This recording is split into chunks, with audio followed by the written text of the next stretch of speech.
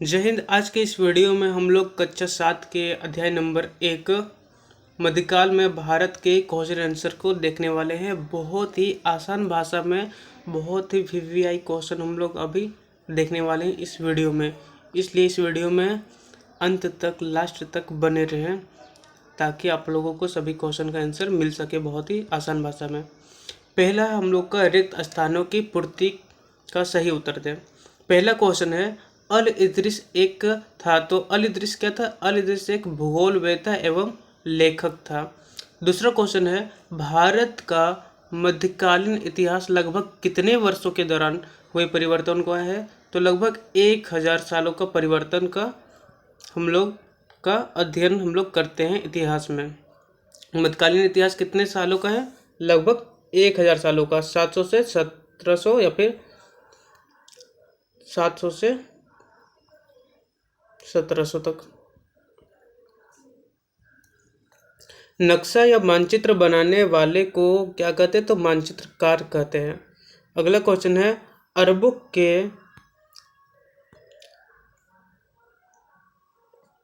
के सिंध विजय की जानकारी किस पुस्तक से मिलती है?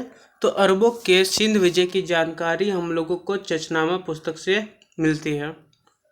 इतिहास की जानकारी के लिए किसी क्षेत्र विशेष के क्या जानना जरूरी होता है? तो भौगोलिक परिस्थिति को जानना जरूरी होता है। अब क्वेश्चन नंबर 2 हम लोगों को देखना है सही मिलान। सही मिलान हम यहाँ पर आंसर लिख दिए हैं, डायरेक्ट हम लोग आंसर देख लेते हैं।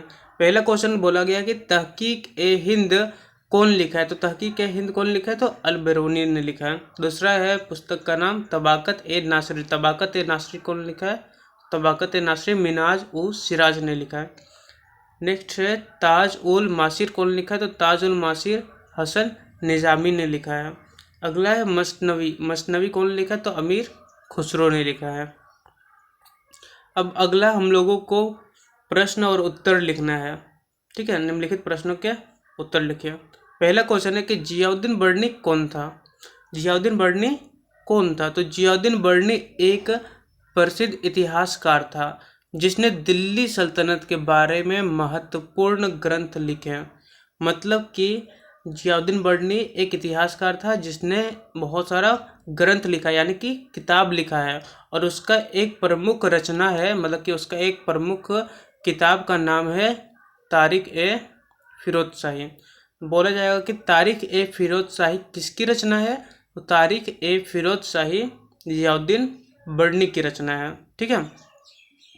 अगला क्वेश्चन हम लोगों का दिया गया है कि हिंदू धर्म ग्रंथ भगवत गीता का क्या संदेश देती है? मतलब कि जो हम लोगों का हिंदू धर्म का पुस्तक भगवत गीता, वो हम लोग को क्या संदेश देता है, क्या बताता है? तो भगवत गीता हमें कर्म करने के लिए, धर्म का पालन करने और बिना फल की चिंता किए अपने कर्तव्य का निभाने का संदेश देता है। मतलब कि हम लोग को अपना धर्म का पालन करना है और अपने कर्म को करना है और बिना फल की चिंता किए अपने कर्तव्य को निभाने का संदेश देता है। अगला क्वेश्चन है हिंदुस्तान शब्द का प्रयोग किन किन संदर्भों में होता रहा है? मतलब कि जो हिंदुस्तान है, सो हिंदुस्तान शब्द का प्रयोग किन संदर्भों में होता था? लोग हिंदुस्तान किस लिए बोलते थे? तो यहाँ पर लिखा हुआ है कि हिंदुस्तान शब्द का प्रयोग अलग अलग समय में अलग अलग अर्थों में हुआ है। मतलब कि लोग अलग अलग समय में अलग अलग नाम बोलते थे। जैसे कभी यह सिंधु नदी के आसपास के क्षेत्र के लिए होता था हिंदुस्तान, तो कभी पूरे भारत के लिए हिंदुस्तान लोग बोलते थे, और कभी तो सिर्फ उत्तर भारत के लिए उपयोग किया जाता था क्या? हिंदुस्तान।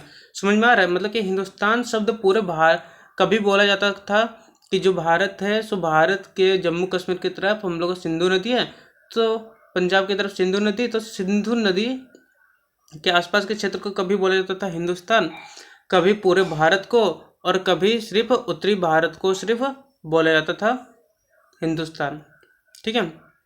अब अगला क्वेश्चन हम लोगों का दिया हुआ है कि मध्यकाल में कृषि में किस नई तकनीक का इस्तेमाल किया गया? मतलब कि जो मध्यकाल था तो उसमें कृषि यानी खेती करने के लिए कौन सा तकनीक आया था?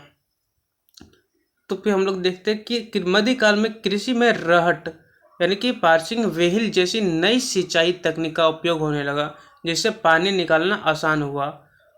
तो फिर बोला जाएगा कि मध्यकाल में किस नई खेती का प्रयोग किया गया, तो रहट का प्रयोग किया गया था। ठीक है, रहट से हम लोग क्या करते थे, तो रहट से हम लोग सिंचाई यानी कि खेतों में पानी लाने के लिए, पानी पटाने के लिए, सिंचाई करने के लिए उपयोग करते थे। ठीक है, अब अगला क्वेश्चन हम लोग को दिया हुआ है कि इस्लाम धर्म ग्रंथ कुरान शरीफ क्या संदेश देता है। जैसा कि इससे पहले हम लोगों ने हिंदू के बारे में देखा कि हिंदू का भगवद गीता था, उसी तरीके से इस्लाम यानी कि मुस्लिम लोगों का भी धर्म ग्रंथ है जिसका नाम क्या है, कुरान। तो कुरान क्या संदेश देता है, क्या बताता है। तो कुरान शरीफ एक ईश्वर की उपासना, मतलब कि अल्लाह या ईश्वर भगवान का उपासना, मतलब कि उसका उपासना करने के बारे में, सच्चाई, मतलब हम लोग को हमेशा सच बोलना चाहिए, ईमानदार रहना चाहिए और मानवता के मार्ग पर चलने का संदेश देता है।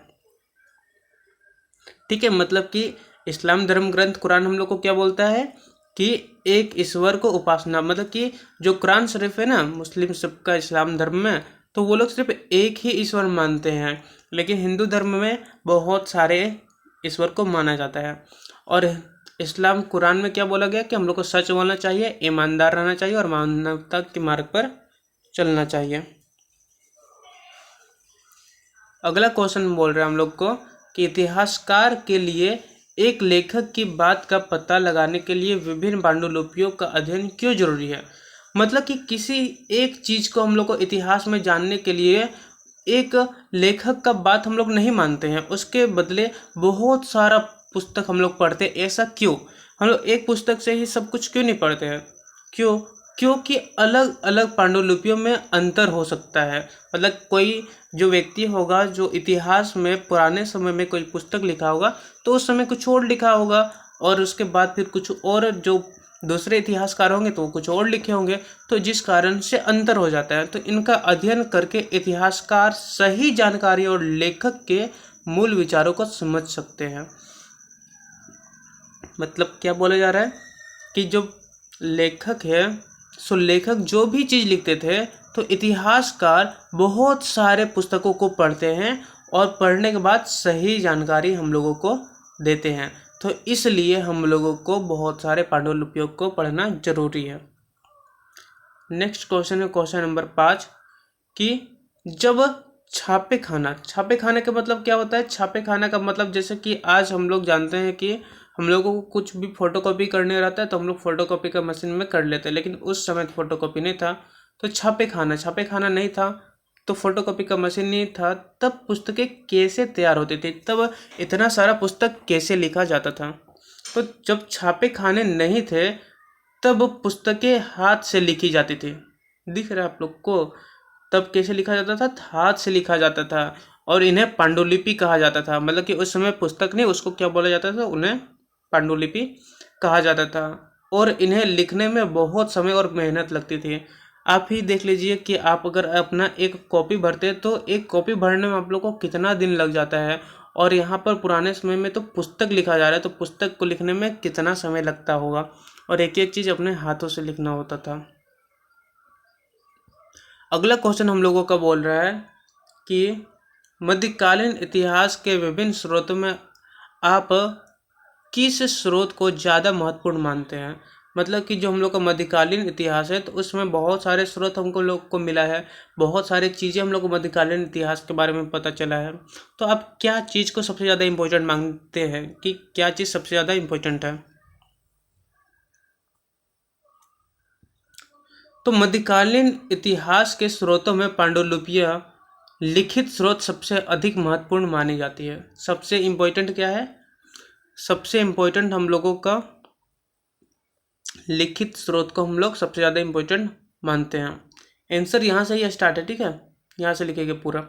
मध्यकालीन इतिहास के स्रोतों में पांडुलिपियाँ लिखित स्रोत सबसे अधिक महत्वपूर्ण मानी जाती है क्योंकि इनमें उस समय के घटनाओं, शासकों और समाज संस्कृति के बारे में सीधे और सही जानकारी पाने के लिए पुरातात्विक स्रोत जैसे अभिलेख, सिक्के, भवन भी उतने ही जरूरी होते हैं।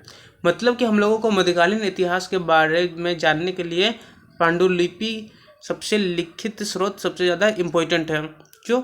क्योंकि उसमें लिखा गया है कि उसमें क्या क्या घटना होता था, कौन से राजा हुआ करते थे, उसमें समाज में क्या हुआ करता था, उसके बारे में संस्कृति मतलब किस तरह के खाना पीना चलता था, क्या पहनते थे, तो इसके बारे में हम लोगों को जानकारी मिलती है। अभिलेख मिलते हैं, लिखा हुआ पुस्तक मिलते हैं, सिक्का से हम लोग को पता चलता है, घर भवन से पता चलता है कि मध्यकाल में लोग कैसे रहते थे।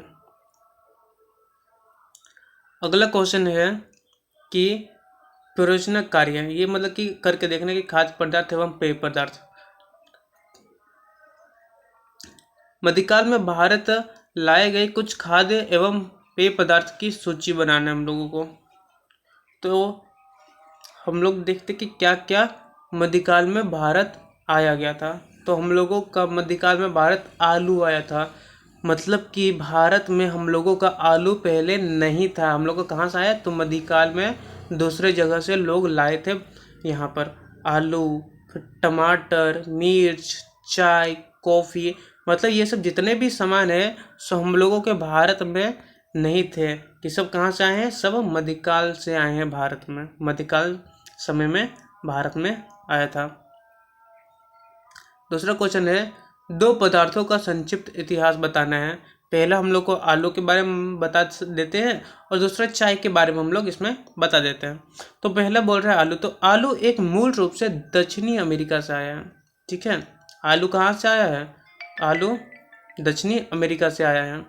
इसे पुर्तगाली व्यापारी कौन लाया था? तो पुर्तगाली व्यापारी मध्यकाल में भारत आए और आज यह भारत का एक मुख्य खाद्य पदार्थ बन गया है।